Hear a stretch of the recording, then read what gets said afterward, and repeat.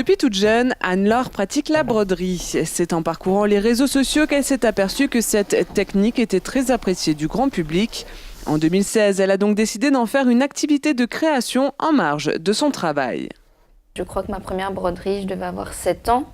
Donc c'est les broderies, enfin les canevas avec la grosse laine, celui vraiment pour les enfants. Et un peu plus tard, j'ai voulu m'y remettre avec le point de croix. Et depuis mes 10 ans, je brode.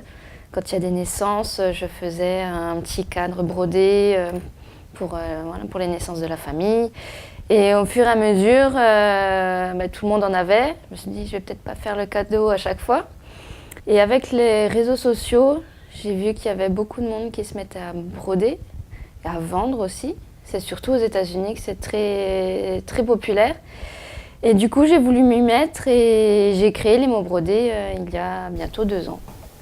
Les broderies d'Anne-Laure sont autant d'idées de décoration et de cadeaux personnalisés. En fait, principalement, comme dit mon nom, les mots brodés, c'est des petites phrases un peu rigolotes, positives, qui sont brodées avec, en général, la petite marque, c'est un petit cœur qui est en dessous de la phrase. Je varie les plaisirs avec justement des prénoms brodés pour les chambres des enfants, principalement. Je fais aussi des porte-alliances pour les mariages. Donc on a le petit ruban pour accrocher les alliances. Et donc le tout, c'est personnalisé à 100%. Donc soit le modèle créé avec la personne, ou alors s'ils ont un logo, enfin déjà une idée définie, je peux mettre en application ce qu'ils ont envie. Comme bien souvent, la pratique d'un art favorise un certain épanouissement personnel. La jeune créatrice n'échappe pas à la règle. C'est quelque chose qui me canalise. En fait, ça occupe mes mains et mon esprit.